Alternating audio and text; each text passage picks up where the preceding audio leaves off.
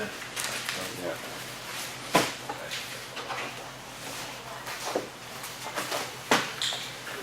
Is it in the cooler outside? Nothing in those?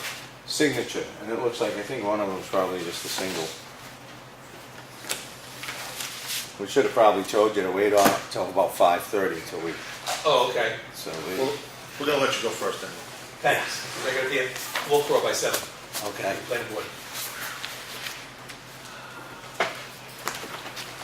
What a mess getting through the Wolfboro. Yes, yeah. I know a few shortcuts. Oh, so do I. You learn them real quick. Yes. How do you get through that center of town section though? That's kind of a bottleneck. You gotta go through the around. parking lot. Tough to run. When you Well, I'll walk take in- Leonard Street and then Union Street. Yeah. Go up and down, go Stay away around. from Main Street. Yes. And if you go toward the hospital, you take the road, I don't know what the name of that road is, between Dunkin' Donuts and the shopping center there. The car wash, you Yeah. take that road up and it takes you Yeah. right next to the entrance to the emergency room. Because they're doing right there. Right, exactly. They're right in front of Dunkin' Donuts right now. Yes. Yeah. So you can get, yeah, you learn when you get sitting there for 20 minutes, you learn. Your mind is going awful quick to see how the hell do I avoid this next I time. turned around. Yeah. I went back to Middleton. I'm gonna ride, I'm gonna sit there. I know, it's just horrible.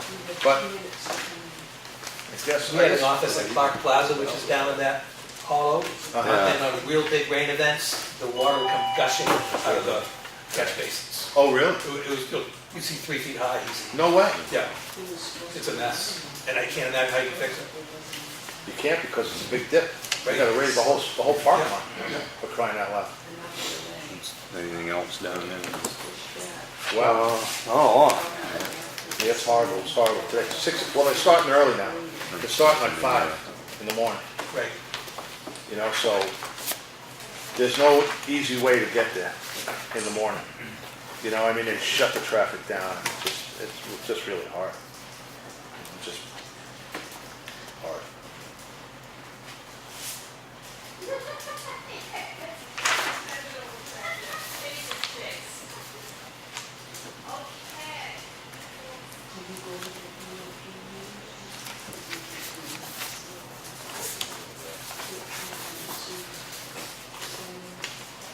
tracking where the money goes. Let's go up. Those all bills? For the week? Yes. I don't get those like that for the week. Maybe we should treat you. No, I don't think so. The way he's talking.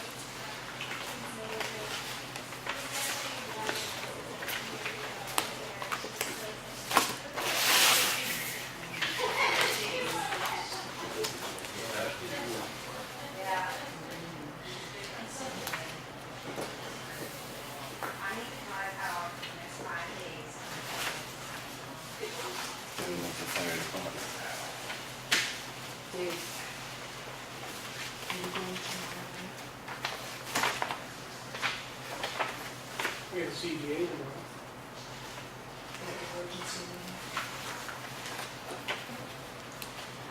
Emergency meeting is at the school at 6. Emergency? The EOP meeting? Oh, we send it out?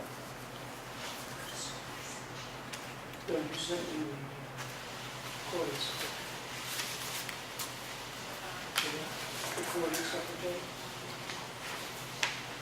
Been trying for the last couple of weeks to get Teresa on board as how we're gonna do it, but she's been so busy. She's campaigning now. Yeah. I got a meeting with her tomorrow. I Yeah. just scheduled a meeting with her. She couldn't Just hurry it along. read. Absolutely. Text and email. So, they're meeting with her tomorrow. Yeah. Yeah, she seems very enthusiastic. Yeah, we just need to iron out before we sit down and talk to her later. We're trying, but she's just so busy.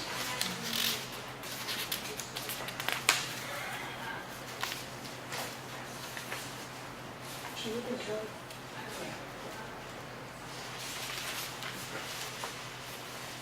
Who, Someone applying for zoning board secretary. oh,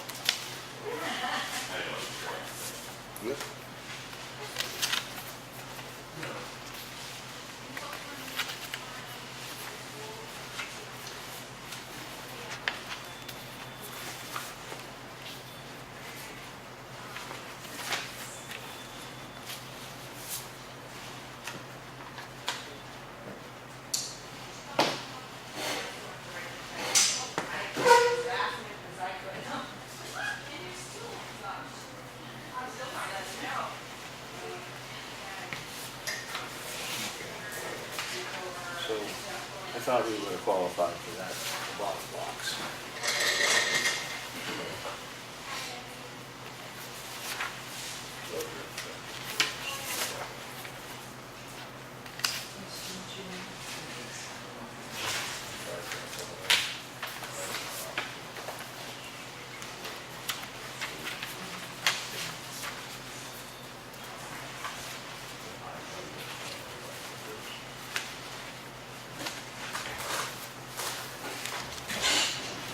Must be a reason. You don't have more than that, Yeah, exactly. unless it swells in the summer. I don't know. But I'm pretty sure our population doesn't reach that. Hey, I'll get our administrative assistant's attention for a minute. Actually, that's the Director of Office Operations. Oh, what? Director of Office Operations, otherwise known as the DO for short. She's doing it all right. Could you, your abbreviation is due. I know. I don't like that. Okay. That's gotta be changed. That's gotta be X on the bottom. Okay. This, and then this gets changed to check. I think there's just a little, Can I keep this? yeah, of course.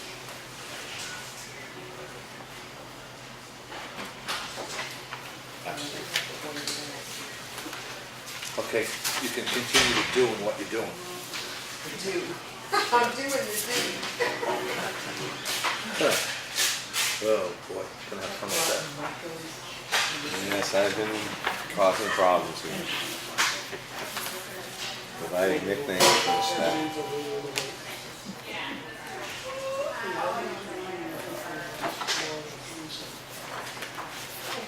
Yes. Randy's mileage. One Wakefield for engine 1 repair. He's got one here, Tamworth, engine 3 repair. He's taking fire truck, why are we paying him mileage?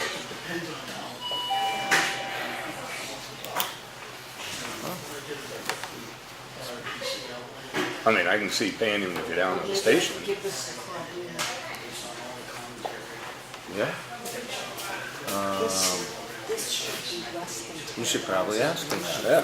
Huh? If you're driving a fire truck, You make those not your personal necessary vehicle. changes and then they can sign it. Exactly. I mean, he's getting paid. I'll redo Yeah. it. I mean, yeah, mileage from his house to the station, but Right. not from the station to Tamworth. What you got? Do we know he took the truck money?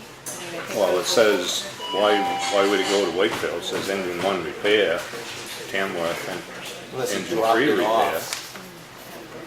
You know, he could have dropped the fire truck off and had his own personal vehicle. I don't know. I don't think he would charge for the fire. But I don't know. I can address that with him and hold that check back. Ask Oh, him to- just ask him, yeah. Yeah, exactly. I wouldn't hold the check. Is that the one you were looking for? Is that the one? Yeah, so yeah, this, yeah, they, this is what's the latest change. They have another, C is a renewal, so it's just this page that I need to, I just printed this one. This is the one you sent me today. oh, really? You might have had it.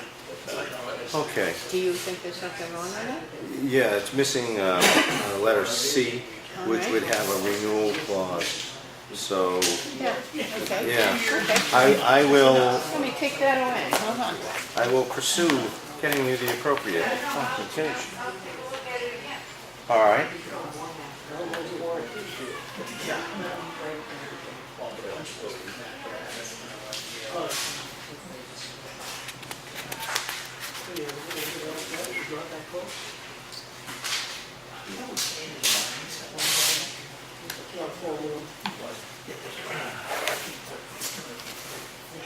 And where Core Logic is, What did she send me this morning? tax refund is. Yeah, I think I did notice that. They're back Monday. Never heard of it. No, it's something Deanna deals with. Yeah. I'm sure it's good. Just never heard of it. Yeah, I don't know. I'll have to ask you that one. For alarm.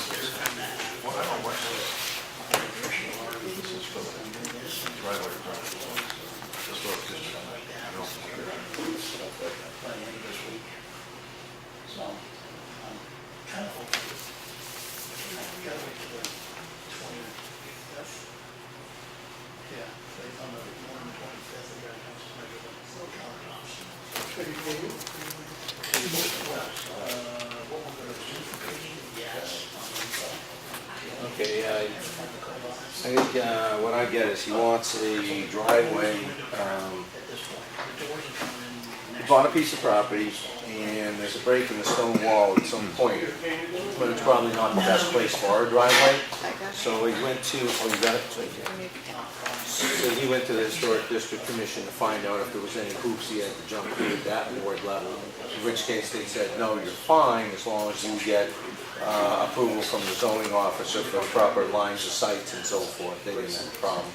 And he doesn't need anything from the Historic District Commission for her to say that. No. Gotcha. Andy, you got the check, what do you go with? Wait, exactly, that's the whole thing. Oh, wait a second. Oh, there's something there. Oh, you got one of them? Yeah, we give you that.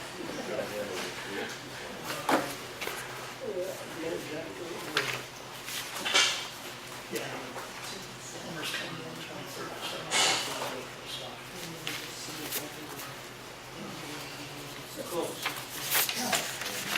Especially for paint. Last 2 weeks, from the 16th to like the first week of August, it's probably gonna be no less than a full contract. I feel like we're back to the beginning. Oh, yeah. No, because everything you do now, you see a good result. It's not like, it's kind of, We're about, a week and a half of fun, just like, what did you do? Yeah, plus, no, the dogs are going crazy out there. oh, it's actually not too bad. No? Well, they don't like gunshots, The compressor? and the compressors last year really, really well. They actually got used to it. So I used to put on the undershirt. So basically, let them in, shut the doors and windows, remove the braces off there, slow it down. And this year, since probably February, March, they've been running compressors at the beach. They don't like seeing it on the next to me. Running nail guns, and the dogs are right next to it. So, about 15, 20 feet away or Oh, that's pretty good. it's way better than it was. Literally, before, it's like, oh, here's one pow out here, like, bar, and we had the neighbor. Gunshot. Like, But, yeah, it's still like firecrackers, so you know the difference. Firecrackers are out. Okay. yeah, like I did, like, Neighbors, well, shoot them up. I'm all set, John, when Mike comes back. Not around the house.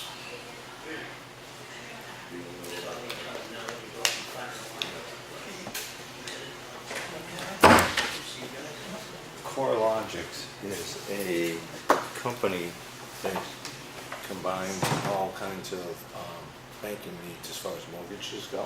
So they package them up, so there might be 300 mortgages from 10 different banks. And they lump them together in one big check and they send it in. Oh, And apparently 3 people didn't realize that their mortgage holders were, lenders were going to pay those taxes. So they came in and they paid. yeah. And that was what the amount, why there's a refund amount going back. Because it's not 30 separate checks. Right. It's all along. Yeah. But now we know. Yeah, we do. Yeah. Thank you. You ready? Good. I pledge allegiance to the flag of the United States of America and to the republic for which it stands, one nation, under God, indivisible, with liberty and justice for all. All right, thanks everybody for coming. We're just gonna do a little shuffle because we have a representative from Land Tech, I assume. And we're gonna give him the courtesy because he has to go to another place. So, Brian, Yes, it's all you. thank you. For the record, I'm Brian Berlin. I'm the owner of a company called Land Tech, and we do surveying and septic system designs and the like. Thank you. And you folks had hired us to take care of the fire station, which has a failing or failed system depending on your point of view.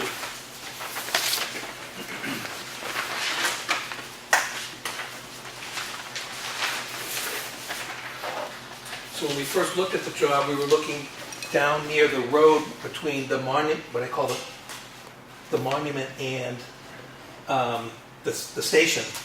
And there was a failed septic system down there. They had dug it up, and you could see inside it looked pretty bad.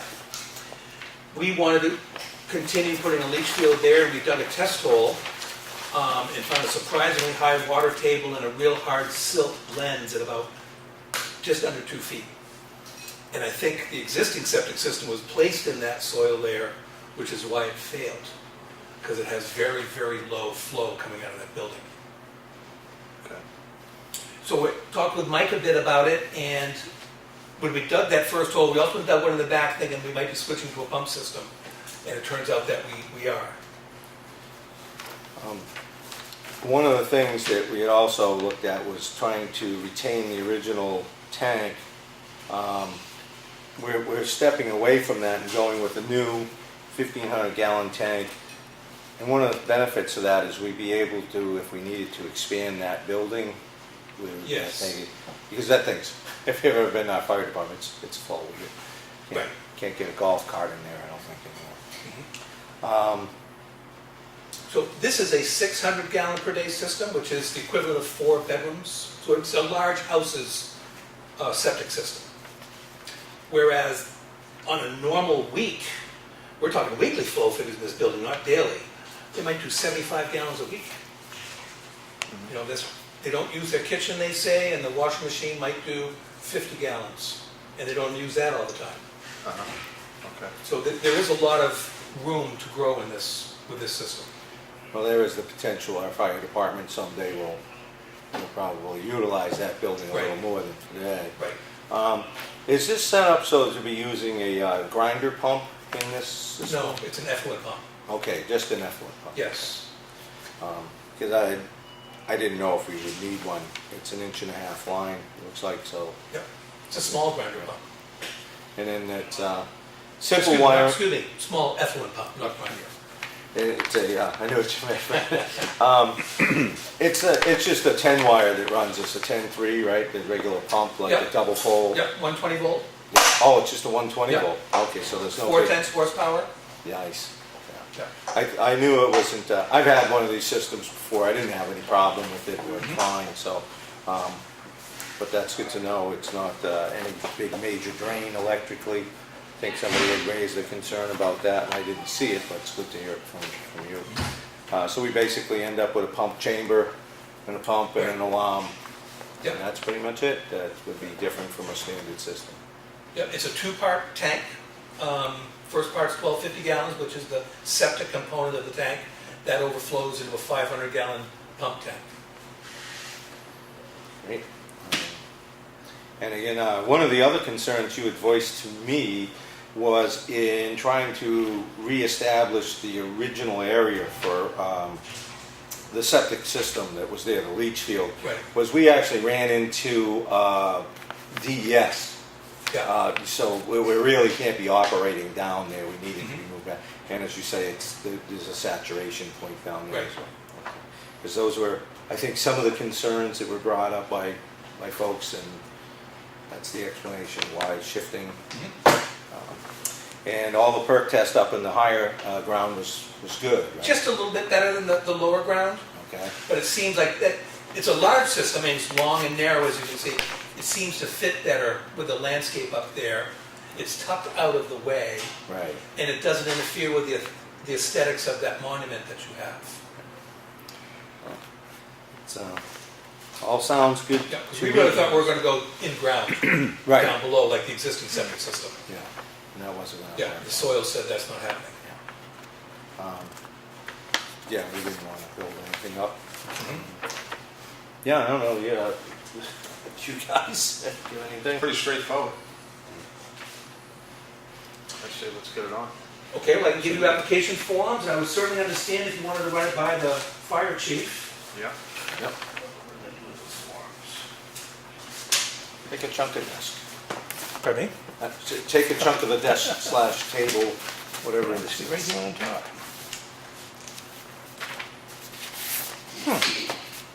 There was a well ratings release and an application form.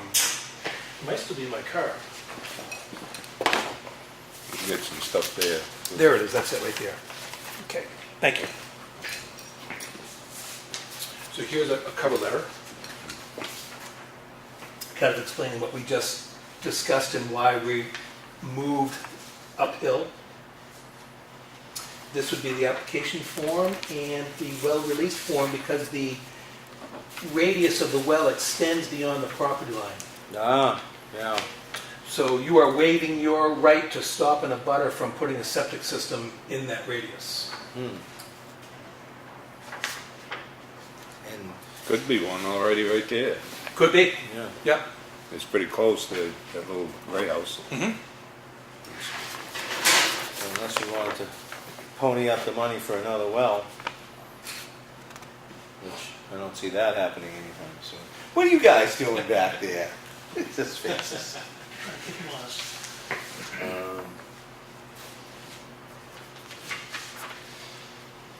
That's probably gonna end up on viewer.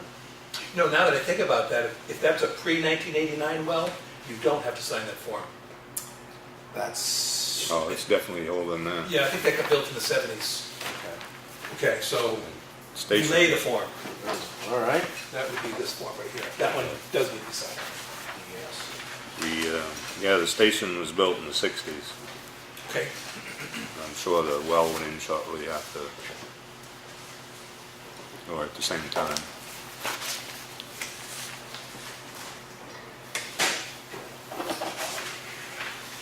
What's the 10? Yes. How far down was the water in the old bed? Oh, the failed water? No, the ground level water. Oh, okay. Can I open that up for just a second? The bed was found at 2. 2 We feet. found modeling at 2. And the soil got really, really hard and Yeah. very silty. No, because we talked about maybe digging that out and hauling in newer stuff and go with the gravity flow. I just didn't know. if It wouldn't change the water table around it, Yeah. is the problem. Yeah, In fact, it just Right. creates kind of a bowl or a basin with that silt. There's no shortcut to the right way of doing this. No, you'd have to dig really big trenches and de-water the whole site. That was, And- It would be a job. well, I know that I have had a pump up system before, and so I think some people think that it's not that great of a thing, you know, it's lots more to it, and I didn't find that the case when I installed one, you know, 15 Pumps are years becoming ago. extremely reliable. Yeah, and This thing's gonna pump 100 gallons at a time, it's gonna be on for 2 minutes, shut off. Wait a week and a half for the next 100 gallons, turn on for 2 minutes, shut off. I know there Unless they was start really using the, I know there was structure. another resident who had a family situation come up, who was gonna come in and talk about this because he was a plumber. Yeah. And he used to do a lot of work down in Florida, and it was quite commonplace. So he was going to state that there's no big fears here to do with these.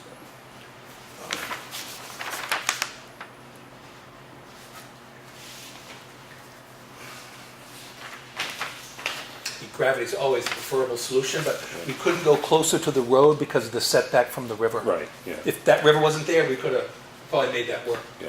Well, why didn't you say that in the first place? We could We move moved the that. river, yeah, yes. I'm forgetting the select, Yeah, I've heard that. We can do. Trump the wetlands board. It's pretty much dried up right now. Well, there you go. We put it in when it was dry. It's not our fault it filled back up again. Who knew? should last you forever at this current Rate of usage. rate of use.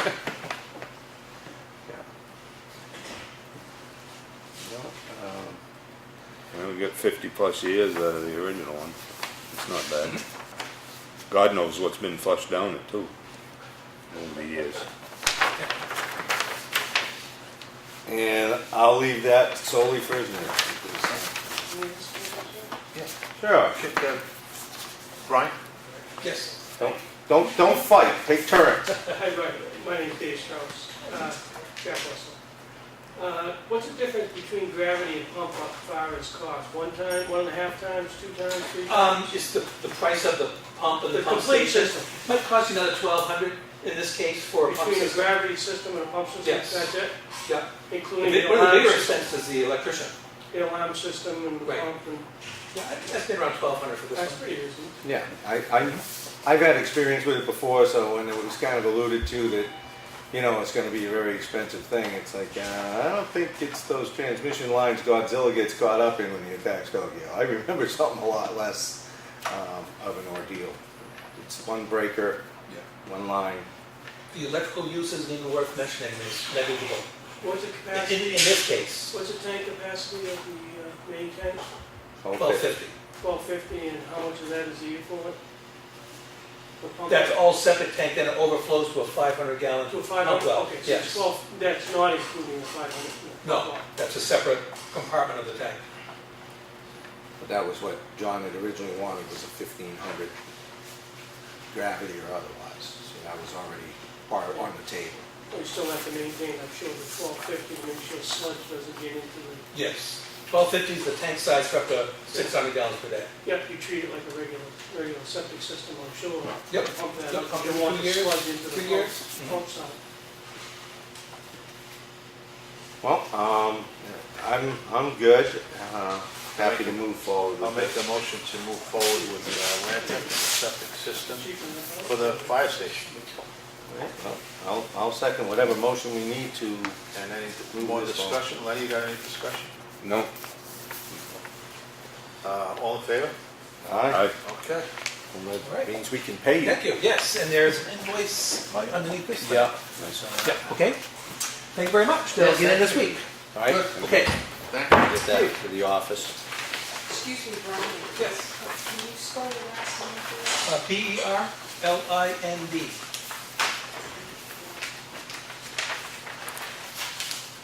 Okay, thanks. All right, Brian, thank you so much. Oh, thank you for the work. Yeah. Don't forget Pat Drive. Yeah, I will. Friday, I hope. All right, okay, we'll get back on course here. All right, make a motion to accept the manifest of $17,183.33. I'll second. All, any discussion? All in favor? Aye. Aye. Okay. In the mail folder, there was a monthly report from the zoning officer, 2 letters, and nothing in the action folder, I don't think. No, there's nothing in the action.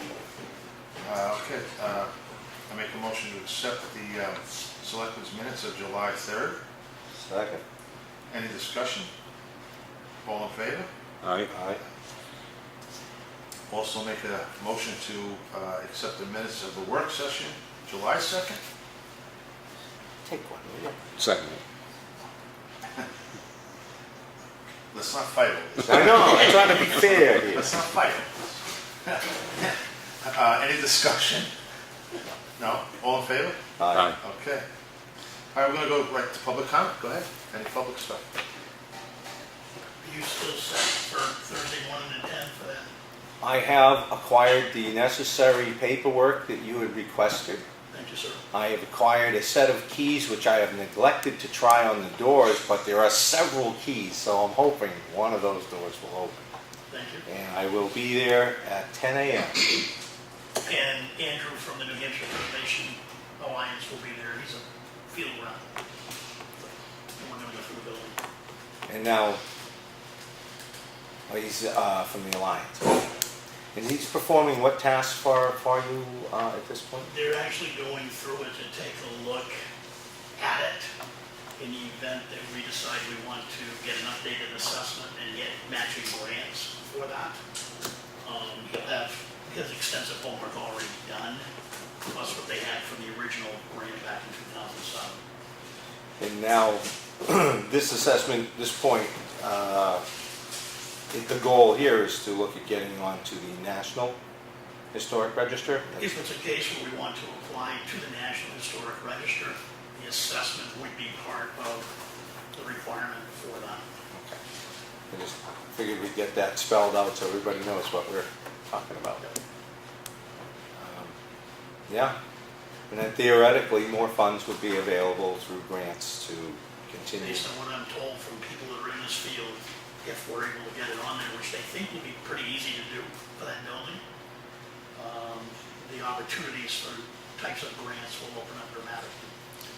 So now, after he takes this information back, provides you with an update, are we as a group looking to reconvene at some point with new information at the library as a follow-up meeting, or is that still a little further out? The follow-up would be pretty close after this meeting, Okay. for that initial group that met over there. I'm still waiting on an update proposal from the architect that did the original work over there. Williams? To give us an idea of what it would take to do the assessment. So his price tag, along with what we know the cost will be, looking at matching grants, we determine whether we can come up with the money from this side, if we want to do it this year, or wait till next year. Well, great. I know just trying to dip my toe in grants, it's a lot of work. Oh yeah, it can drive you crazy, so thank you for the efforts. I'm learning more about grants every day. Grace attended a UNH grant resource course down in Portsmouth, Yeah. and the volume of information she brought back, there is so much grant money out there that we can take advantage of from a town standpoint to do various things. It's just a matter of going to the resources and writing the grants. So we're doing more homework in that area too. Well, that's great. I think if we could get a little more proficient at this, then we could tap into a lot of this. I know Randy does a good job at the fire station of tapping into that. And I know with DES, their supposedly funding is supposed to open up some point this mid-month or something, where we'll try to look at grants for the Bailey Road culverts that look like they're, getting to that point. So, anything you learn, we may be able to apply in other areas. I think the open goal, we ought to build a file cabinet here with all the research materials that are needed for the different types of grants. So it won't be that much to pull stuff together for a new grant application in the future. We just need to start building it. Right, kind of a database for us to work on, just Correct. okay. Well, hopefully you stay involved with that one, Chuck. Thank you. Appreciate it. More public comment? Did the Wolfboro thing change your outlook on far as meeting, we need to go over all the information? I mean, do you still want me to pull that together for you or not, as far as the school funding? I would be very interested in having you present what you have learned and all the time you spent deciphering the formula for the school system. Is there something that took place recently that I missed? Wolfboro had a letter, sent a letter to the Espie Selectmen, said that they want to back off a little bit, and they don't see any benefit. Any benefit to doing it? Any benefit to doing it, and which I was quite surprised, but not surprised. Quite surprised, but really not. Well, I heard they wanted to do it, and I was surprised to see that they didn't want to change their mind. Yeah, again, you can watch that thing that Brad Harriman, he's a selectman over there. He's the one that. So I didn't know if you wanted to waste the time going over that. I know Ed had mentioned that he was setting up a meeting for all towns. I don't know if that's still happening or not, or if you guys are interested, because if the meeting's not gonna happen, and Yeah. Yeah, No sense me wasting your time if you don't exactly, want yeah. to go over it. Be useless to, if the meeting ain't gonna happen, nothing's gonna change, so. Yeah, it's up to you. I think the consensus is that no one's really diving into that, you know, into the wanting to do that, you know, to start a budget committee. But here again, I'm open to hear what they have to say, you know. I mean, what's the worst that can happen? You just leave that meeting and say, listen, I'm not, you know, not interested. Or you could really, you know. I think a committee formed to review the proportion formula is a lot more important than a budget committee. I agree. Because I know how the financial committee does right now, and they do a pretty good job. So I don't think the budget committee is going to get much better numbers than what that financial committee is doing. So I think the only thing is we're worried more about the fluctuations. Yeah. Yeah, the pulse. Just like Espie seeing, they're going to see a lot more. They're just starting to feel what we've been feeling for many years. And they got So a proportion committee to review is more important than a budget committee, in my own opinion, from what I have my knowledge. So I don't know if it'd head that way, John. I'm right be with you on more- that. I mean, you know. I'd be more, if you asked me to sit down with you before a meeting, that's what I'd recommend to you guys, based on what I know. To force agree. more of that, you know, proportion review committee than a budget committee. Yeah, well, that was where I was in 2010. I thought it was the proportion thing that was. And that's what's gonna kill everybody, it's the spike. It's the heartbeat. Up, down, up, down, up, down. Well, for a small communities, I mean, it may not look much to work for, but $1 is $160,000 plus for us. You know, and that's a Well- large part of our budget, our town budget. Oh, I know, 2/3. You know, so it makes it real hard for us to say we're gonna do the road this year, and all of a sudden school throws $2 increase on us. You know, I mean, that's a I mean, it's the hard- same, you know, Espie too, I mean, 900,000 is Yeah, but, you know, in relationship to their budget, it's probably the same type of effect. yeah. Yeah. Well, let me know, just give me a little bit of notice if you guys decide that you still want to do it, and I'll pull the stuff together. I mean, I'm sure it'll probably get back to you if that's going to still happen. Yeah, I guess I would, now, learning that there's been a change, that we'll probably just need to see how this plays out, if there's going to be any kind of meetings taking place that are substantial, if there's enough town and interest in the towns to move forward. Certainly, we're not going to move the ball far here in Effingham on that. Well, in the proportion committee, would only recommend to the school board, and then obviously it would take signatures to get it on as a warrant article, Yeah. to force the issue if need be, I think that's only 25 signatures, though. of each community. Yeah. 150. I'm assuming each community. Yeah, I guess before we take your time up, we'll probably need to see where things are headed. So I'll hold off until, I I was think- starting to gather some stuff together, and then I saw that, and said, well, let's back off until I hear from you guys. I'm pretty interested to see what happened yet last night, because I think they were gonna do a follow-up over in Espie. Oh, that was Espie's. Yeah. So, I usually check on Wednesday, the government oversight, you know, and you don't really have to, the last one was pretty interesting though. Okay. Well, I'll have to tell I hear from you guys. Yeah. All right, any other comments there?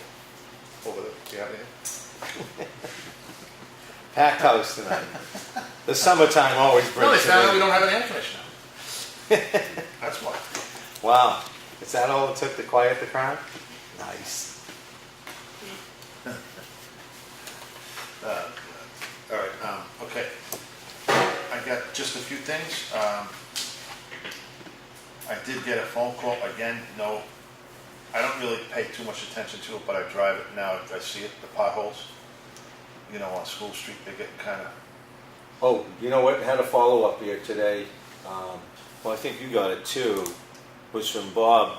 Apparently they went down Yeah. to Farmington to And they pick up, have they don't have anything. So they went back to Limerick to get the regular mix. So hopefully. Yeah, that they shows were, up they to were them. on Champion Hill when I saw them. Ah, they're out there then. Yeah, they were packing today. I don't know if they got to School Street today or not. I also did look if they, about you mentioned last week about the sign, the welcome to Effingham sign on Pine River Road. Yeah. That would be, I'd say that's gonna be on somebody's property. That's pretty narrow through there as Yeah. it stands. I don't know who owns that. I don't know either. I don't know if that's Espie that owns that, because I know the sewer system goes through that way. Yeah, So I don't know whether that's like a, I know it goes up to Arrowhead Drive. Yeah. and- yeah. So I'm not sure, but I don't even think a sign like that would work anyway, because there's too many trees and it's gonna be back too far, yeah. so. Well, that was just our sign depicting welcome to Effingham. I don't know. Well, that was just a town line sign that was there on the tree, so. Yeah, that's why it was nailed to the Yeah. tree. Yeah, and the tree finally rotted. So. Yeah. Yeah, so. Oh, the post finally rotted. From the nail. The nail rotted. nail What rotted. happened? The nail rotted. Yeah, I don't know if we actually need to replace that. So you get a couple of different concerns there, I guess. Yeah. And also, I noticed that you guys striped. Yeah, yeah, Mark. the dig safe, yeah, Yeah, the culverts. yeah. I don't know if Claudia's called, but, Yeah, they're coming out, I think they're coming out Thursday. yeah, I guess 72 hours to do it in, so. I think it's Thursday they're coming out.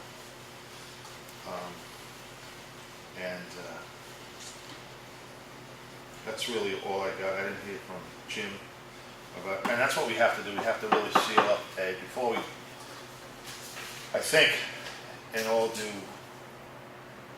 we really need to seal up and engineer before we start cutting the pavement on Green Mountain Road. Oh, yeah. We have to get an engineer in place, because the culverts, they gotta, and that's gonna change that amount, as far as I can see, the estimate that Bob gave us.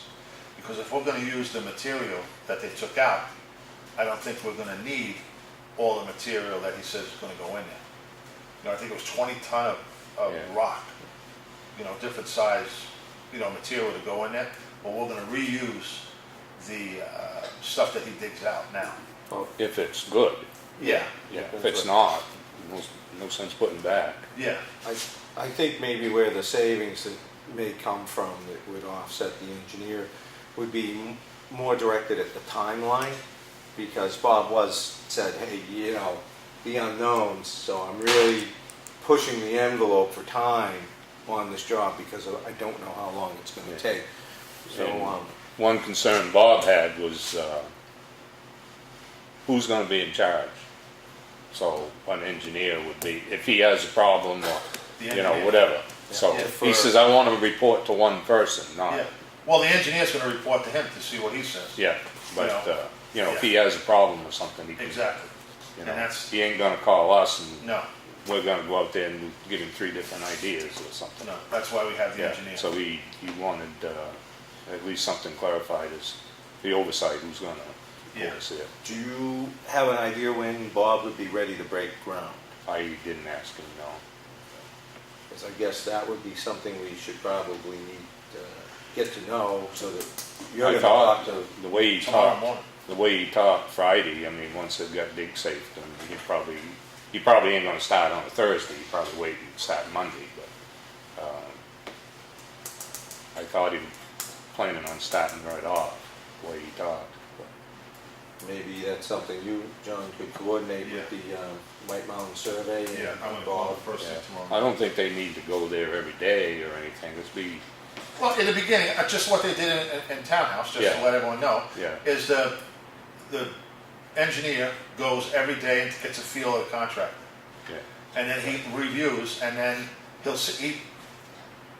they sent us a report every week of what they found, what they didn't find, what has to be fixed. Every week it was the same thing, check dams, check dams, check dams. So, so and Bob gets a report of that as well. Yeah. So, and then after that, after he gets a feel of it, you know, maybe he'll stop by maybe every other day or something, you know, but as far as him hovering over them, no, that's Yeah, not, yeah. that won't. I think one of the nice things would be to have the engineer come in and say for the first culvert, just to say, this is how everybody gets on the same page to do them, so you don't get 5, 6 culverts down the road and have the engineer going, oh, wait a minute, I wouldn't have done it this way. No, well, Mark, I have to be honest with you, Mark is there, that's the reason why he's there in the beginning. Yeah. You'll see him there more often in the beginning, and you'll say, hey, what happened? He dropped off. Well, like I said, he gets a feel of the contractor. And again, we had the luxury of him riding his motorcycle, and he came up every day, you know, on Townhouse Road. Yeah. So, that, you know. Well, again, leave it to you to coordinate all the Tomorrow morning. concerned parties. Tomorrow morning, first thing, 7 o'clock, get on the phone.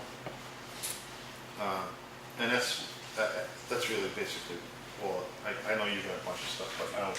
Not so much, not so much. Lenny, what do you got? No, we would talk about the coal patch and Bob. I did meet with Todd, the mowing contractor, because Woodland Cemetery needs to be mowed. He didn't even know where it was. But I met with him at the library too, to show him where to mow in the back. So and then I took him to the transfer station and then to Woodland. So he's all good to go. So You know, that brings me. I wasn't going to. I thought maybe you was going to. That brings me up to a very question. This group of volunteers of Effingham, whatever the heck that group is, I have a big problem with them doing stuff with machinery on town property because of liability. There was a picture of Chris Siemens in a bucket truck painting the flagpole on Facebook. And like the previous selectman said, I gotta find everything out on Facebook. You know, I gotta find everything out on Facebook. That's a liability with the town. Bringing tractors on the property, power tools, God forbid something should ever happen. This is me, again, you know me with the confidentiality and liability, that liability is so big. I'm really, and I applaud the group, whomever they are, that they're doing this stuff. But when they bring machinery, when it becomes machinery, whether it's a chainsaw, whether it's a bucket truck, whether it's a bulldozer, whether it's whatever, they have to come before us and tell us what's going on. I don't want to have to find out from other people, because that is a big liability. If something should ever happen, God, I'm not saying it's going to, but if something should ever happen, that's a lawsuit waiting to happen. I did look into this because it was made mention to me that there's been past situations that come up and volunteer groups want to get involved on certain things, and it had been shot down in the past. And so the obvious question is why, and it's liability. And apparently our insurance company, Primex, has had concerns. So I actually asked Claudia today, because somebody showed me the same picture, and I didn't know the flagpole was, I thought they were done. I never knew anybody was showing up to do this. Henry painted the ball on the top last time. The gold paint, Henry did that. We lowered it. Yeah, it's too Lowered low. it, yeah.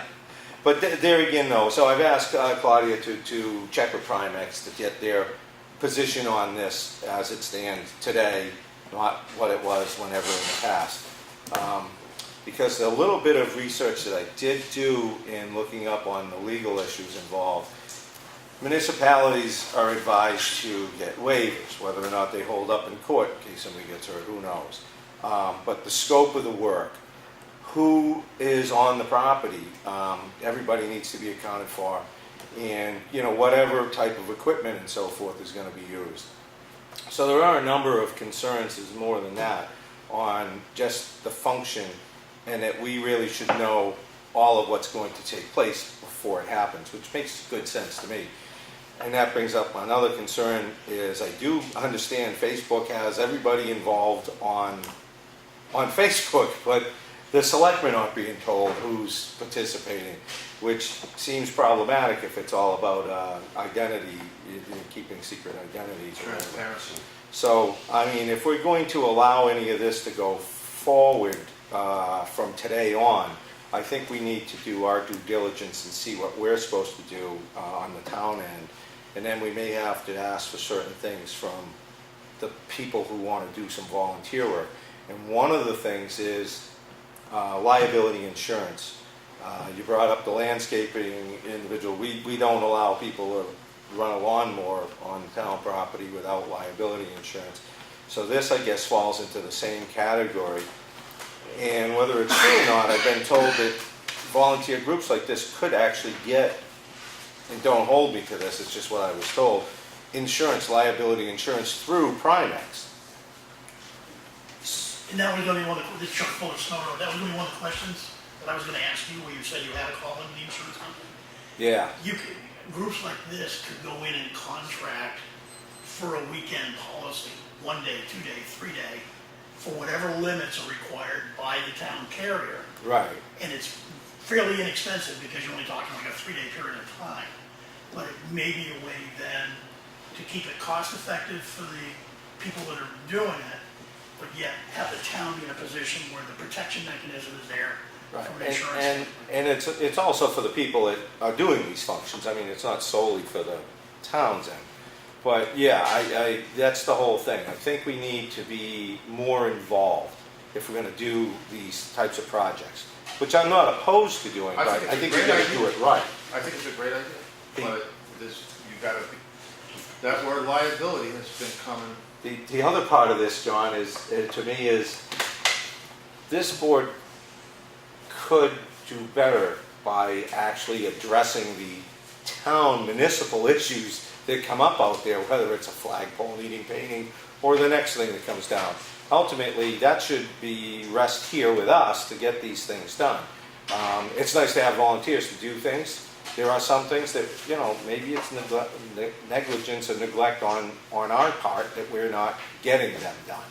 So reminders from people that there are certain things out there that aren't taking place is not the worst thing. I'm happy to hear the things that we didn't do that we should have done, you said you were going to do. It's put us on the spot so that, you know, maybe that's in our court.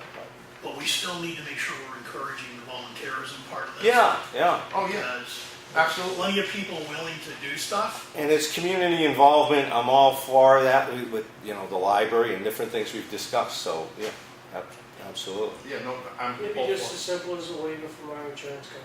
Well, that's You don't know until you get that back, right, and that's the thing. You know, I read some legal text on this, and there's different things, and I certainly think the scope should be defined, and if certain equipment and such is going to be on there, because what's my comfort level? Who's running a what? Where? Hold on a second. You know, I might have second thoughts on just this project being done by volunteers, not maybe contracting this out, because maybe this is more of a project than my comfort level. You know, so. Again, I think it's our obligation to actually know what's taking place. Instead of saying, yeah, go ahead, and then find out things are happening later after the fact, and it's like, did I agree to that? I should probably know that. Because when something does happen, it's an awkward position. But yeah, so we do have a call going out to try and settle some of the detailed issues around. And the insurance company should have sample waiver forms. They should have I'm a standardized outline of if you were getting a 1 or 2 day policy, what would it entail to answer questions, to get that done, to come up with a 1 day price or a 2 day price.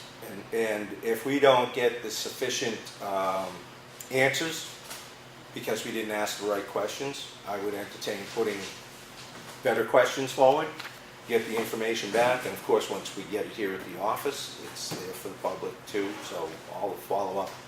You know, it's just not 3 people trying to figure it out. We'll share that and find a way forward. And I don't want to sound like I'm Debbie Downer either. I'm just concerned about the protection of the town. And the people doing it. I mean, that's my concern. I think volunteerism, without volunteerism, we'd be in bad shape.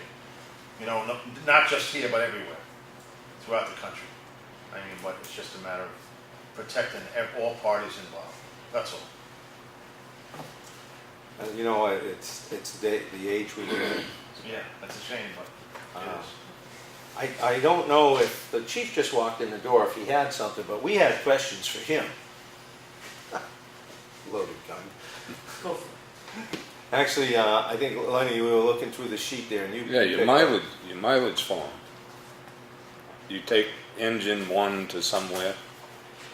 Do you take it down and then somebody come pick you up in your vehicle, or is it? Yeah, usually. Oh, okay. I didn't know if you were charging mileage while you were driving the town truck. No. That was all, okay.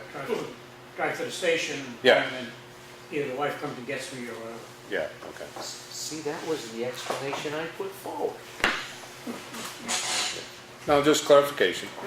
But I wasn't sure. You have something for us? I see you got a paperwork in your hand. No, I just showed them Oh, the plan. I have a couple of things. Minor tomorrow night's EOP meeting at the school at 6. Yeah. Hopefully we'll have a lot of people come. Yeah. And the other thing I found out today was going through the website is, I think we're 99% sure we're gonna get that grant for the radios. nice. Cool. Because they have us listed for receiving money, but, not sure. They're just gonna start giving out awards this Friday, but it could take up to a month before they get down to us. I don't know where we stand in the file. They grade you, they put you in order of your grade in a pile. You start with the top, so if you get 100, you're getting it right away. Good. And thanks for doing that. Do you have any other updates on that tower? Is there anything noteworthy? I had a discussion with Osby Mountain Electronics today. They're going to send me some information, which will require additional follow-up for companies that actually go in and start to finish, negotiate everything, put the tower up, lease it from whoever, and manage it. In the discussion, for us to try and take something like that on, personally, I would say, I don't think we're equipped to basically handle the annual maintenance and ongoing requirements on our own. We don't have the expertise. So, I'm gathering information. I'm supposed to get an email in the next few days on that. So we'll take a look at it and see what happens. Great. Maybe your dream will come true. I spoke to Espie Valley Mutual Aid president. I explained to him what we were doing, asked if there'd be any financial assistance through them. They said if they could use the tower, they would be, happy to pitch in. Nice. He also said that whenever we have a meeting, just call them so they can come to the meeting. All right. Great. Awesome. Who knows? You might make some big dents around here. That would be huge to get that tower up. Take every item on the master plan. Yeah. Yeah, exactly. No, and the coverage out there for all the emergency responders, I mean, that'd be fantastic. Thank you guys again. Yeah. What else? Lot you of got? work. What else you got, Lynn? That's it. All right, Mike. You guys are trying to get out of here. We've got some repair drawings that just came in apparently while we were sitting here from HEB. They're going to be in next week, possibly with a PowerPoint on the wall. So we haven't had time to go through this. First I've seen of it. So next week we will probably get the information we've been looking for so long on Elm Street Bridge. I did have an interaction with a member of, I'm going to say, it's one of the historic preservations and societies. I believe the granite, has that been released? Because one of these individuals was asking me about that. What? The granite, the transfer station being released. I have receipts in hand. Yeah, I know you have them, but I thought there was going to be a coordination with... There is. Steve and I have to get together for the Preservation Society. Okay. And he's got a couple people that would be involved with helping to move it, set it, and everything else. He had more detail on that than I do. Well, I was just down doing a personal inventory on the granite that was there today, and I ran into Steve, now that you mentioned his name, and I guess he was concerned about what the timeline was and if this material had been released through the town. I don't know if there was an interaction with Bob at Dig and Doze, or if he was involved. Actually, in to this. clarify that, it was out of our hands once once Chuck paid. Oh, It was okay I got the okay from Bob to give Steve the number, and it's out of our hands. Oh, They made the okay. deal, and that's the way it stayed. Whatever you guys plan to do, that has nothing to do with us. oh, okay. Because Bob had offered to move the granite for free. So that was just, Well, I guess that's where that stands. Now I know the answer. I was just going to say, we're probably going to need to get together and decide who, if anybody, do we want to have put the poles, signs down at the transfer station landfill. I would be happy to do it if I can find some time. We have received the signs about a week ago. 6 small signs. And Randy, you and I looked through for some poles in the shed, post.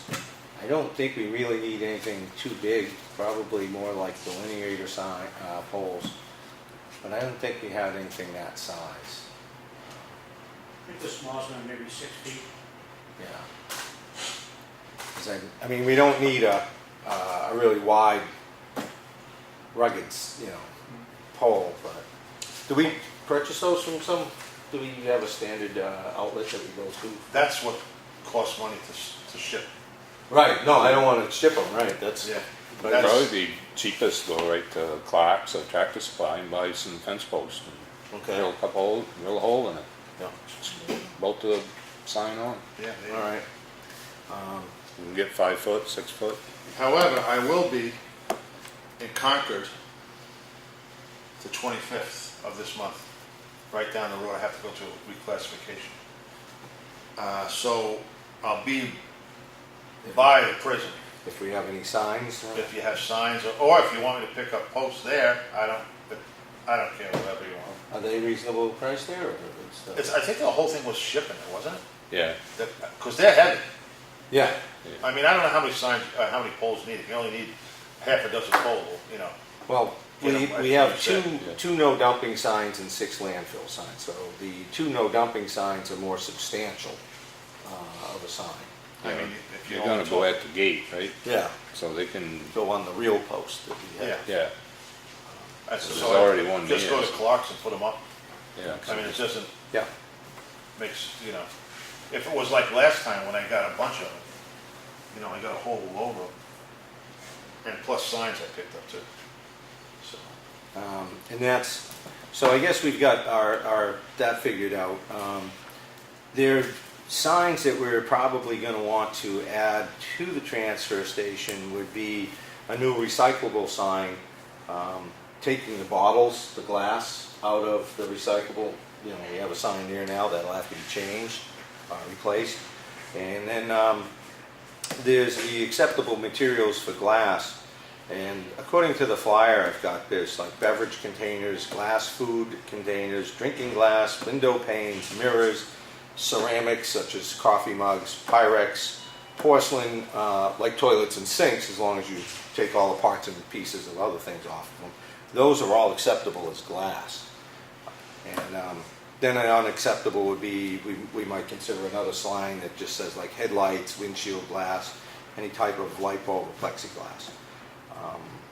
And so I'm thinking we probably need those 3 signs, and consider all containers are to be empty and clean, a single standalone sign, and a no plastic bag sign, because plastic bags, they get in, they shut down the equipment at the recyclers, and all the containers are to be emptied. I mean, I've probably been guilty of throwing that half a thing of relish or something out, not considering. I was gonna call you on that. But keep pace. So there's some other signs I may order if you guys want Well, that yeah, done. First of all, we have to find a place to put this thing. The glass, that I was there looking again, I think boxing that wall might be the thing, and a 40-yard metal dumpster would fit there. I don't know if the audience, if you folks have been down, and you see there's a partial wall that comes out behind the steel container that all our metal's going in, and that partial wall could just be boxed, and you've got a good 40-foot run. And we could put the steel there just by putting blocks and backfilling it. And then where the metal is presently on the wall, we could put the glass there. So it's in the proximity of the rest of the recyclables and trash, so that you don't go over hill and dale to get rid of the glass. Let's get a price from Bob. Or did you get one already? No, he hadn't got back to me. Okay, we'll get a price from Bob first. And that's another thing. If Bob is, time is taken up on the road project, which is a priority, we could consider, somebody else to do that. I don't think it's a big job. I don't think Bob would take offense, but we do need to get that in. Yeah, oh, I know. I agree. There was some grading work to be done there, so. But again, well, if you're going to talk to Bob about scheduling, you might run that by him. Yeah. Because we haven't heard anything back. So there's about 5 signs there, and we can talk about it, or I can just email you what it is. A total of 5 signs, I think, would probably do it. We don't have to pay for those, I don't think. Yeah, we do, unless you have enough points, and if there's signs that they already have at Beautiful America, America the Beautiful, I don't know, that's part of the organization. Otherwise, supposedly, there's, I believe it's Dairy Sign gives a municipal discount for things like this, and they'll make up this, because I think they supply America Beautiful with the signs. So I can reach out, get some prices and follow up with you guys. We should try to. Well, let me talk to Bob, because Bob's going to, I don't want to pull him off that road once he starts. Well, that's my, I don't want to pull him off the road. I mean, we could probably, there's no doubt in my mind I can get some.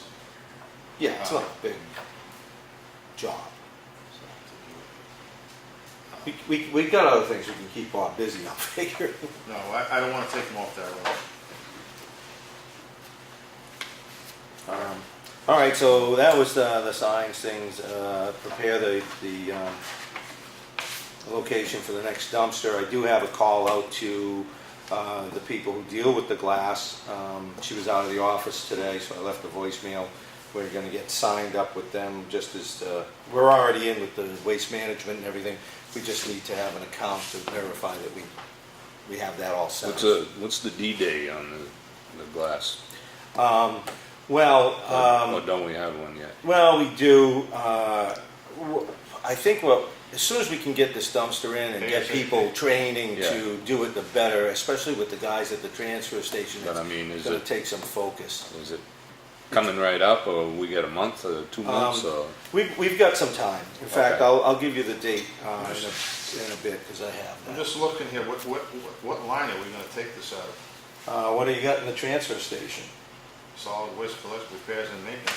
Repairs and maintenance, if we got any kind of money there. We spent 64.4%, so that doesn't make Nice.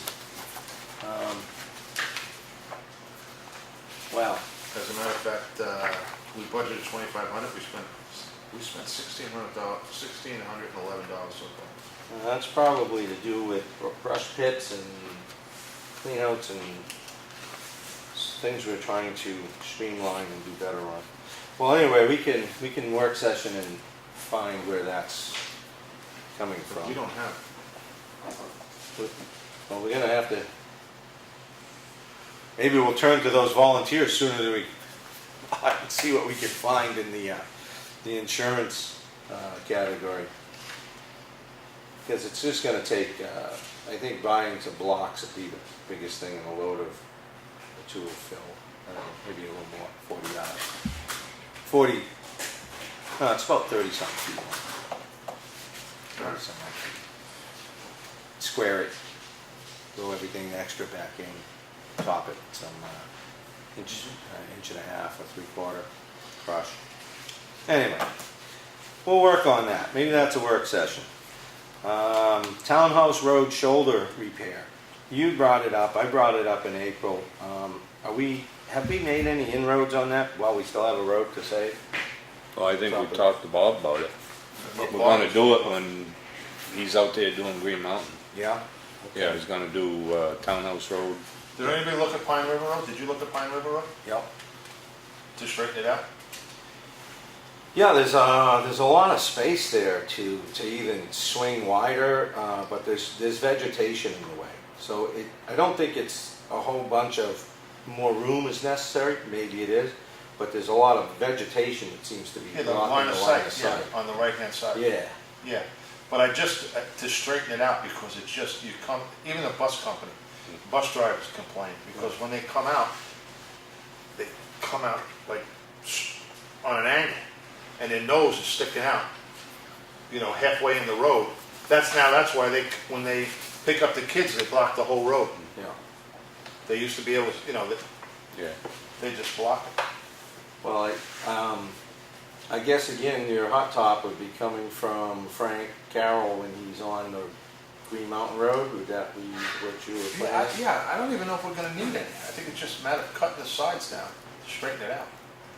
That's what my thought was looking at it. You know, how do you keep them from making, you know, you gotta bring it out straight, cut that vegetation down, you know, the line of sight, which is dangerous. That's another reason why the bus driver blocks the whole road. I think there's one big pine tree there that's really, you know, and I don't know whose right away that's on private property or our. Yeah, we ought to find where property line is before we Yeah, Exactly. get too far right on it. Because maybe there isn't any room there to do anything. And the first thing I think I would do, step one, to assess our needs would be if we can take some of the vegetation out of the way, then we can really determine how much of a swing we're gonna need, if we can do anything. Well, when Vaughn gets trimming, That's what I was thinking. yeah, when he gets driven. So we need to establish that property line. If anybody wants to take that. I can take that, I can talk to Vaughn. All right. And I can talk to the people that own it. Well, that would, yeah. That's my first venture. And we already have, DigSafe has been contacted. We have one property owner that we had thought we would like to reach out to on Green Mountain Road because of the culvert and some of the sediment that's built up behind it. That individual would have to be contacted probably through the mail because I can unable to find a phone number listed for them. They're in Waltham, Massachusetts. So I think that's probably going to require a letter. All right, I'll see if I can't put pen to paper and try to make it known what we're looking for.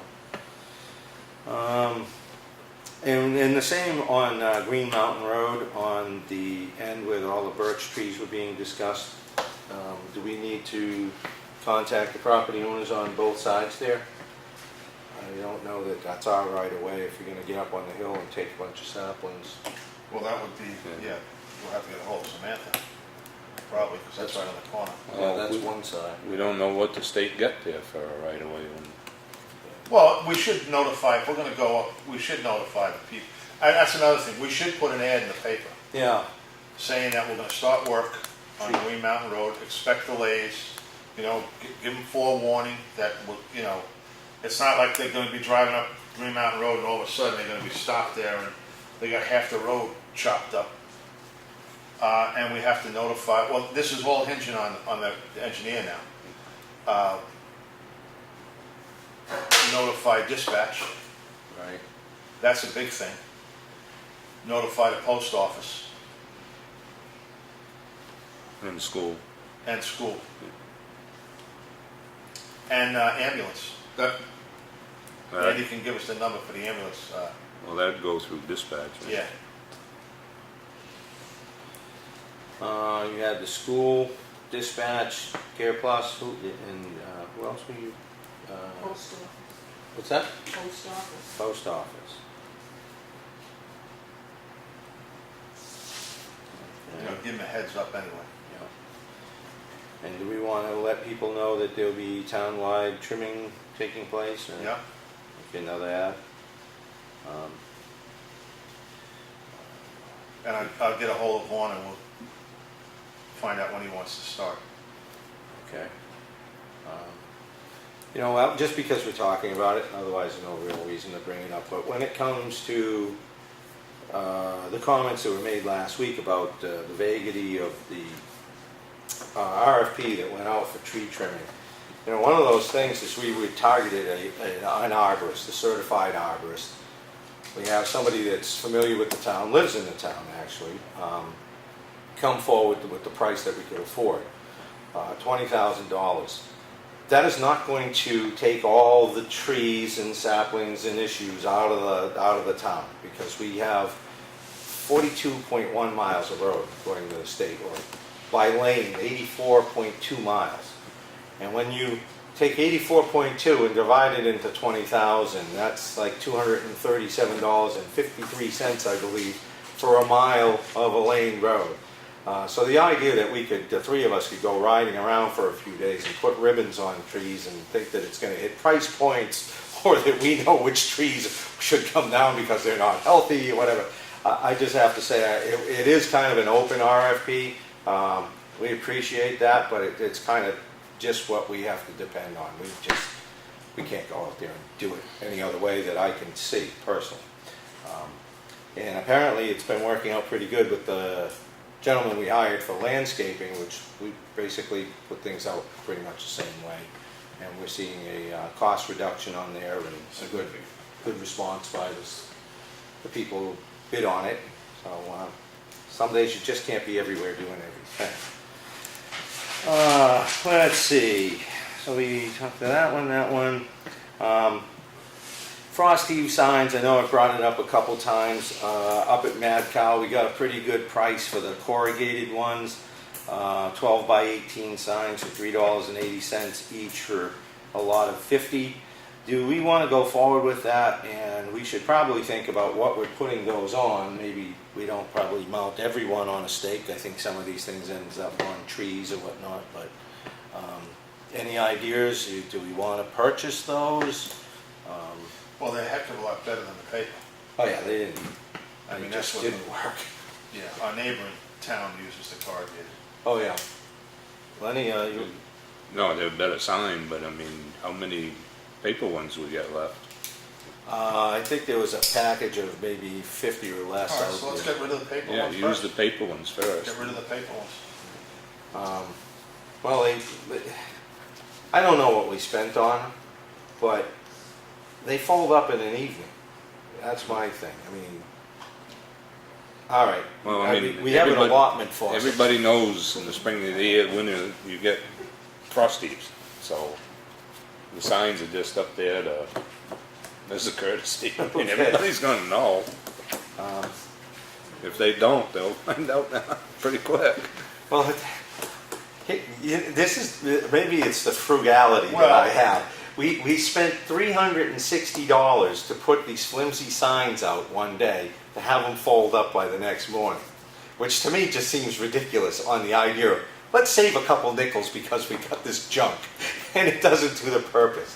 Meanwhile, for $3.80 a sign, we could have a decent sign, because we spent, I don't know, $240 or $280 at the end of the season to take down the ridiculously folded up signs that we throw away. So I don't know. Are we being conscious to the best investment here? I just think we use up what we got and then buy new. That'd be my suggestion, but. All right. We'll muddle through another winter season. Let's see. Calcium chloride, I said I would call and talk to the representative at All States Materials. I did call him. Part of my concerns here was the roads were dry, was what was reported, and therefore we used more material. What didn't work for me in that whole thing is the application comes out at a set rate. If the truck speeds up, the sprayer speeds up, slows down. So it's a defined amount of use year after year. The road being dry doesn't make it spray more. It's like your garden hose. You're going to wet down your dirt driveway. well, because the driveway isn't really dry, your garden hose goes at a certain rate, and if it's really dry, your garden hose suddenly does more volume. It doesn't work that way. So I asked what's going on, and I really didn't get the best answers, but I might have the answer just the same. And essentially the representative said we were short-handed at his company, so he actually drove the truck, which was really nice because now I've got the right guy on the Which phone. one, Bruce? Bruce Davies. So Bruce said they went out and they did all the roads that they could, and that they, the person who rode with him never said put more material down. So the idea that more material went down on a dry road wasn't the case, according to him. So I think what was taking place is that we are simply just spraying all of the roads. And I think in the past, there's been portions of the roads out behind everybody, nobody lives there, it's out in the wilderness area, and the spraying stops because the consideration is for dust and nobody sprays and they start later. It seemed to me that there was never a additional saturation or a pause in the spraying. So I think that might be the difference. Because, and I'm all for spraying everything because you lose material. When they did Snow Road, they only did in front of the houses. Really? They stopped going through the areas where there was no residences. Okay. There again, I'm looking to follow up because I scheduled a ride along in the truck for Monday morning, but there was rain on Friday. That backed them up. I didn't get the message, so I sat around for an hour and the truck didn't show up. So miscommunication there. But it's rescheduled again, and I'm going to want to drive along. I asked to do that to try and get a handle on just what's taking place. It's a good experience. I expected the roads to be completely done because the benefit is not only dust, there's also compaction on our roads and It's your actually fines. it makes the roads It's stand the up fines. better. We don't lose the material in the wind. That dust that's floating away is what holds the road together, and you have more erosion. And yeah, dust is basically a side product that comes out. It's great. All the crap. Yeah, and that's the thing. It's not, the whole process wasn't designed to hold the dust down. The process was to hold the road together, which the dust was an integral And they part. have in previous years done the complete roads. I haven't seen them stop Well, it. and that there The again, last 2 years. Have you Yeah, ever- I wasn't aware that happened. No, I mean, the roads that I rode, we had done the whole roads. Even granite was done all the way out. so that I begs mean, I the. don't know why we're stopping now when we're short. There's 3 trucks that have come out so far, so to say that this individual was the driver in all of them, I didn't get that, I don't know that. But it's piqued my curiosity, and I want to get to the bottom of it. And I'm looking at some people out here who crunch numbers. And here's the historic 2014. That's our biggest usage in a year, was 21,000 gallons. 2015, we had 17,000 gallons. 2016, a very dry year, we had 18,000 gallons. 2017, we had 16,000 gallons. This was provided to me by Mr. Davis at Allstates. That was what we had used as a town for calcium chloride. Right now, we're at 12,000 gallons with another 4 coming, which puts us essentially at a full year's usage. Or if we repeat this in August, at 32,000 gallons. So you can see why I want to get to the bottom of what's going 2 on. additional trucks this year. I'd say it's more than that. I believe they I mean, run if about we did 4,000 two gallons. applications to do everything. I thought there was only 2 truckloads that had gone out. He told me 3. So, and maybe his numbers were incorrect, but that's what these are the numbers Bruce gave me. So again, I want to find out. You've gotten gallons. Has he told us what the flow rates were set at 900, each year? oh, it's the same flow rates, I believe. The only thing that has changed it periodically was the amount of calcium chloride percentage from 1%. It's what we've been using for a number of years now. Back in 2014, that might have been far enough back that it might have been 2% or 1.5%, I can't say. But I'm pretty sure from about 2015 or 16, we've been at a 1%. What's a truck for? I believe it was $4,000 from last week's 4,000 manifest. gallons a truck? Yeah. Yeah. So that's what I So saw. 4 trucks every year. He said we had 3 this year, That's what I was told, so, and this one that we're ordering to finish up. I think he's probably mistaken, because I only recall 2 trucks, 2 loads being put out. So, okay. and we ordered the 3rd one, so. All right, well, maybe he included the 3rd one. Maybe that's within that truck that's It'll coming. be interesting to see what you find out when you arrive with them, because something's wrong here, because every year shows that we only use 4 Correct. trucks. Two in the early, 2 in the late year, Yeah, later in the year. 2, and sometimes it looks like a little more than that, a limited amount. And that's another thing that was brought up. As far as they're concerned, when they come out, the price is all included. They're selling us the material, so it isn't like a trucking fee to come out. You know, they're gonna use what they use on the roads, and that's what we pay for. So it's kind of a unit price, not multiple things at play here. Like you're not paying for the truck to come out separately. So, it's, versus whether the truck goes back half full or we use everything, that conversation took place. I don't believe his discussion with me led me to believe that that's not really how it Pay for what works. you use. Right, so, but again, I'm looking to follow up with that. 16,000 gallons costs us $22,000. It's at the heater point, so again, that's a concern. Discretionary bond easement, that is all back in at the change of language I added to that.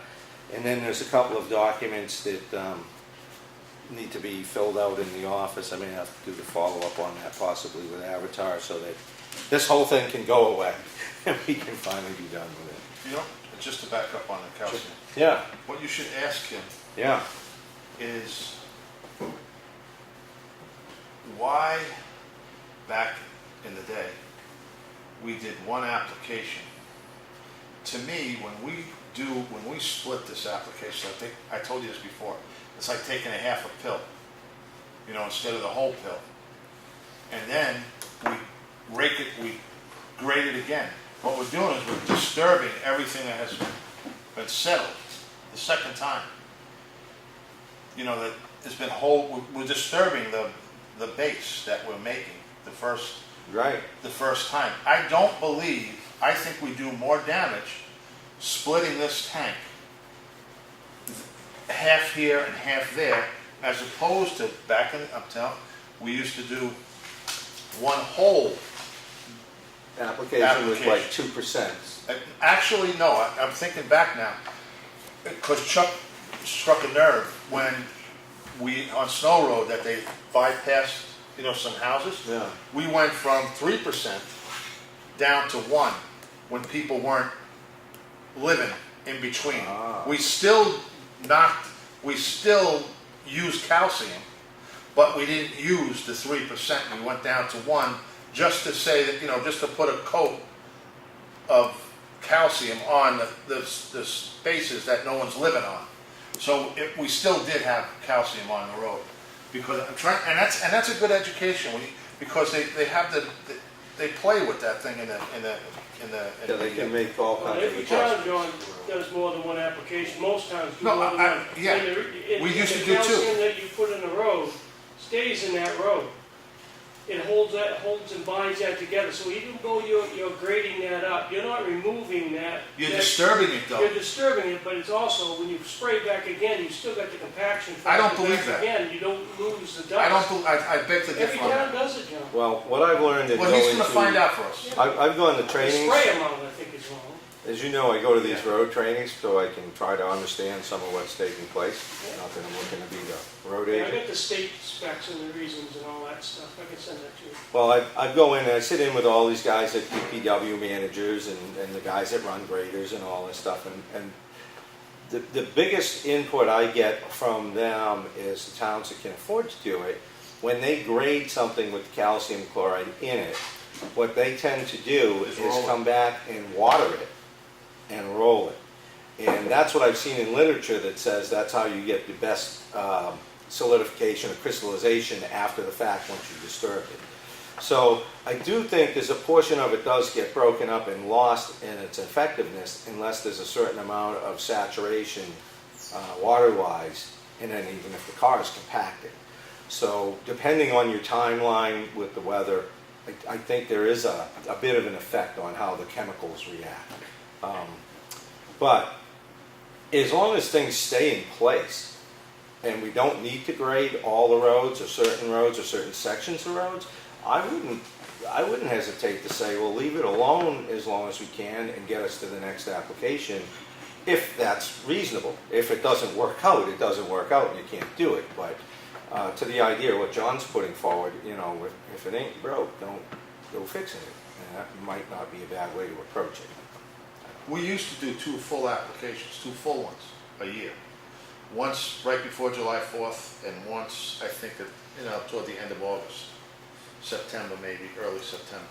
Full applications, twice a year. And the guy that I rode with was retiring. He's been doing Effingham forever.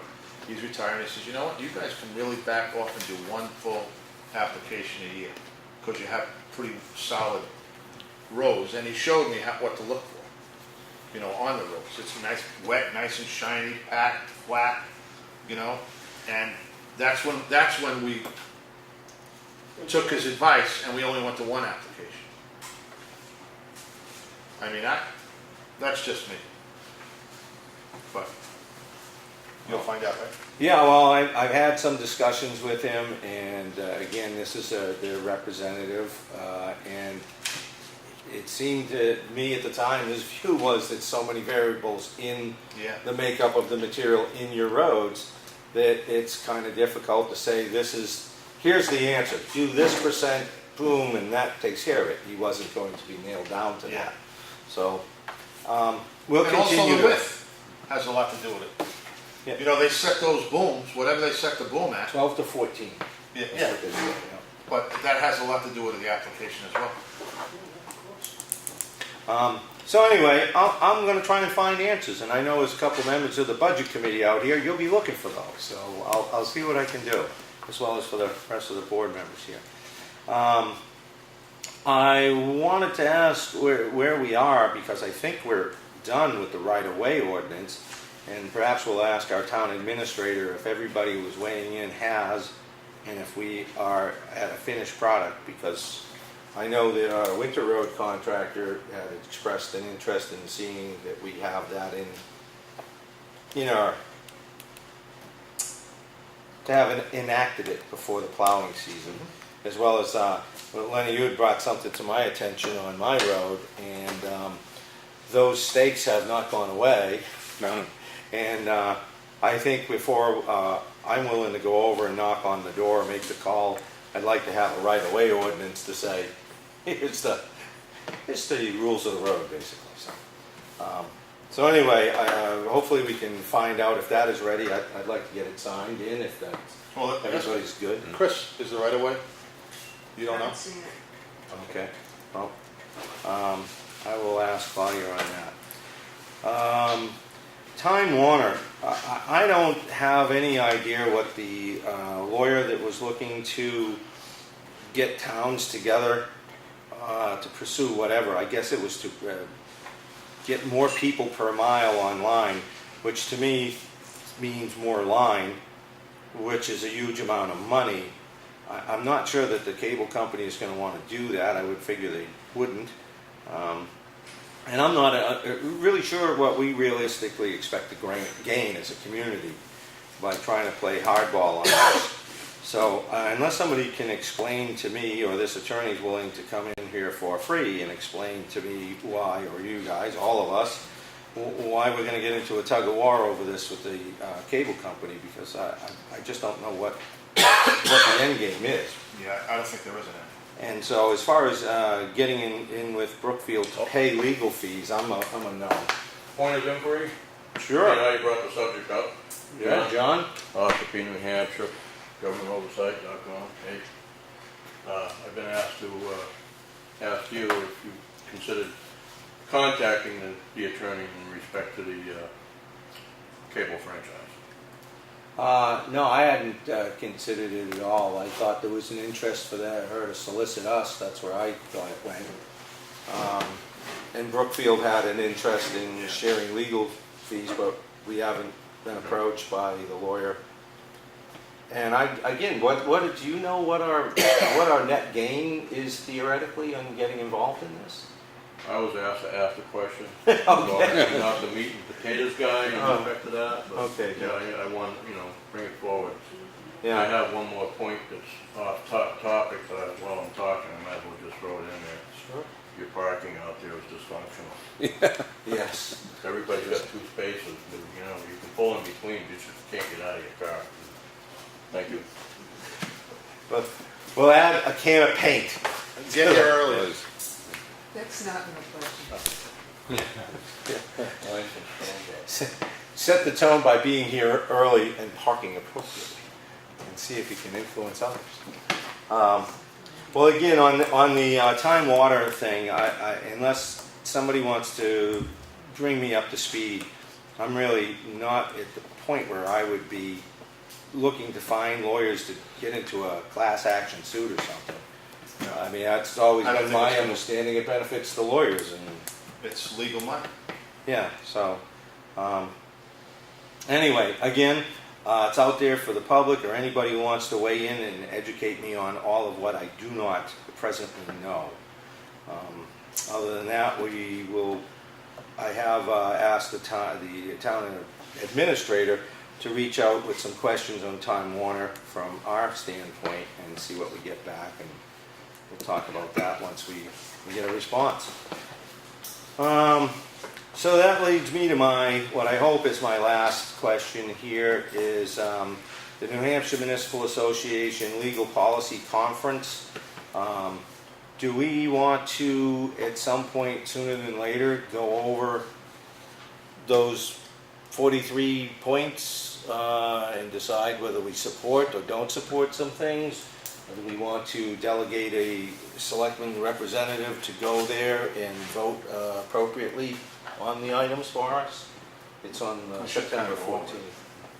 I think it's probably, well, Yeah, Lenny, we you ought to were... discuss it, yeah, I mean, I've read through the whole thing, but it's kind of hard reading that legalese, and not totally understanding it. Yeah, a lot of it I went through and I'm not uncomfortable with. There's probably a couple things I don't exactly understand the point. There was something put forward by Portsmouth, I think, had 3 things, and there's one of them I just didn't feel like I would want to support. But most of the things in there are something I think we would... Yeah, there wasn't any too much earth-shattering stuff in there. No, but some of it does require legal... Yeah. the state to be influenced on. All right, so maybe we have some time. We should set up a work session for that and other things. We probably should go through the RFP for the septic system. I took the liberty of putting something together for us all to review once this came in, because once we get the septic design in, I didn't know if there was something else I'd need to adjust to. I had originally put a grinder pump in there, which isn't needed, and I might list the 1.5-inch line, although I would reference basically the plan that's put forward. Much more comprehensive than some of the other RFPs that went out. This one has a lot of information stated from our purchasing ordinance, so it directs exactly the way we're supposed to. Yeah, you'd have to reference everything to the plan. Yeah. Yeah. Yeah, well, there's certain things I cover in there is what we're looking for, but yes, there's a direct reference to the plan. So maybe we should schedule a work session so that at least we can get this out to bid, because this has really been out there a long time for the septic system, and the sooner we get this done, I think the better we'd all feel. Transfer station, the fire station. Yeah, so That's gotta go. perhaps we could pick a date to make a work session and have this as our primary topic. Okay, great. Any suggestions? Want to do it Set- Monday? Monday? Monday on the 16th? Sure, that 4 works. o'clock? 4 o'clock if you can make it, John. No, I can't make it any earlier than 4. I can make it at 4, but I can't. Okay. Well, Yeah. you best not be late. We'll dock you pay. And you guys better start parking the right way. Oh, yeah. Got that guy from out of town came in causing all that trouble now, yeah. He doesn't tell you that he's got his 40-foot truck out there that he wants to get right up to the door with. He's got a 40-foot Winnebago.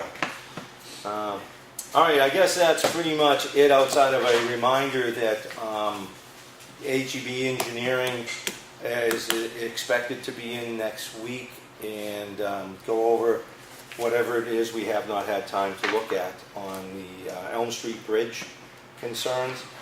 And if anybody gets a chance to go over the Elm Street Bridge between then and now, you probably see the road comes up to the bridge deck and it's pretty good shape, and on the other side it's pretty good shape, but it's just all crack sealer on top of the deck. So I think that tells a story. If you just observe that when you go over, I think you probably see why there's a concern on that. But there should be a PowerPoint presentation, I expect. So there'll be pictures and all that good stuff. No commercials.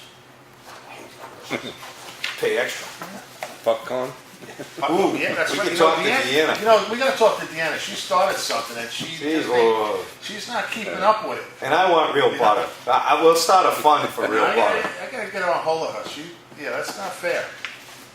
And maybe some soft drinks. All right. But Old business.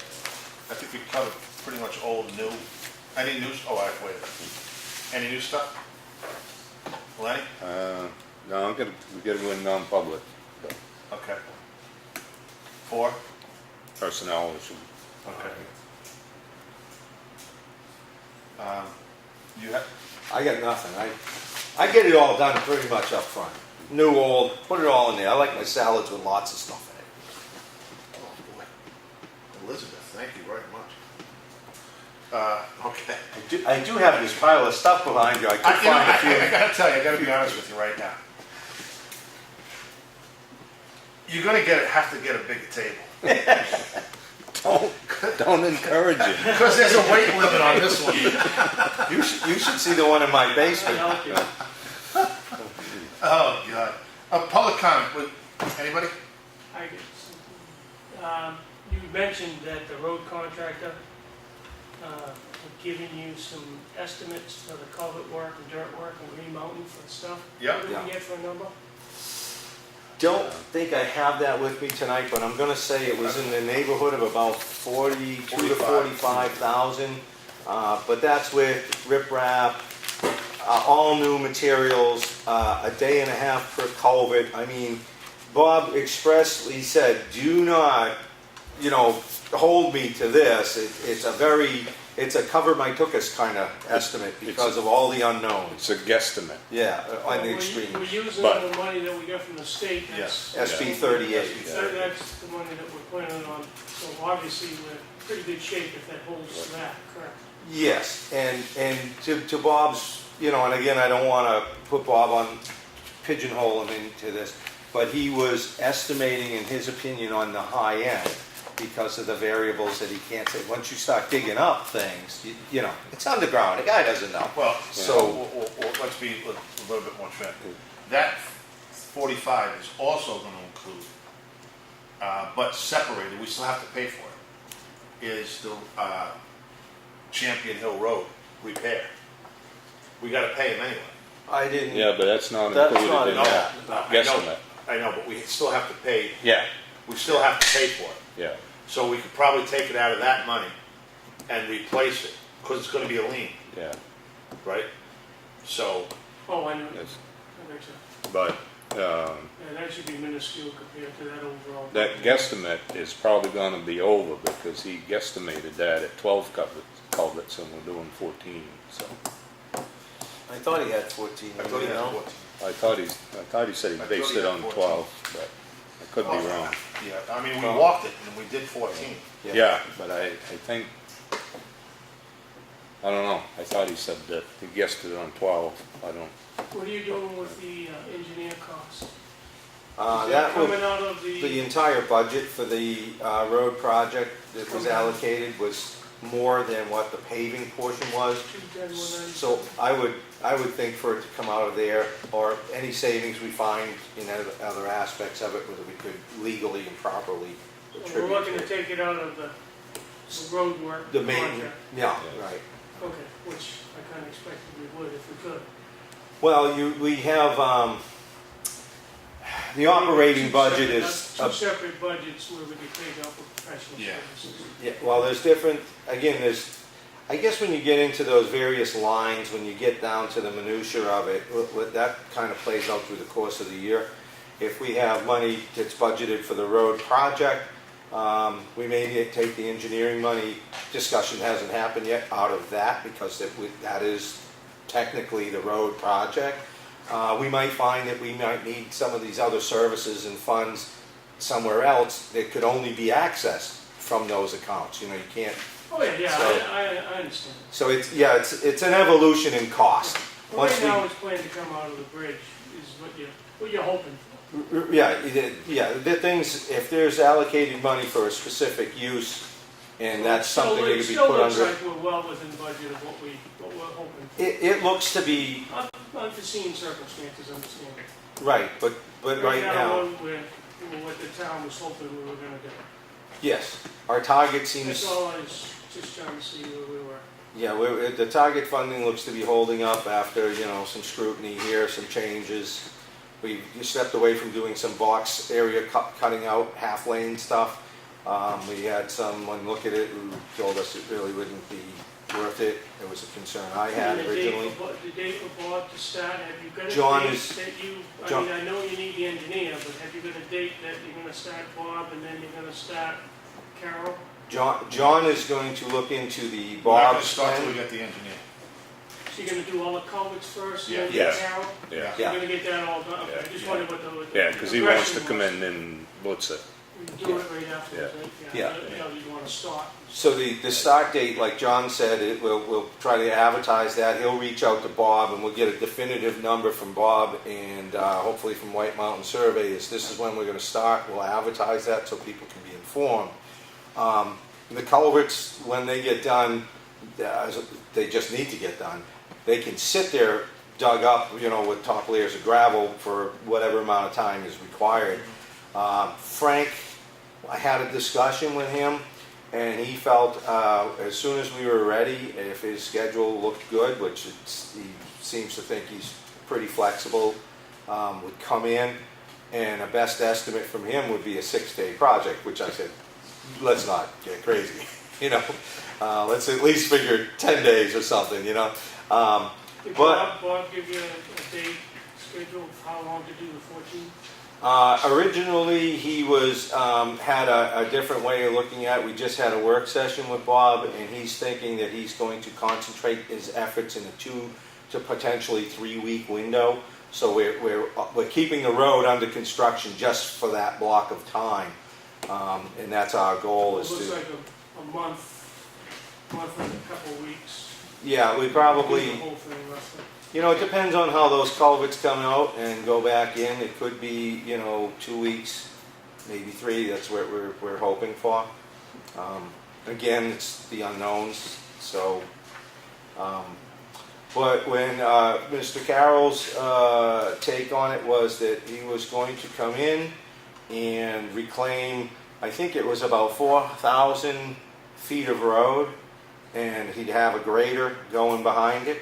And then once they continue on and the rest of the 9,300 feet, he was going to have one grader doing one function and then another grader doing the fine grading.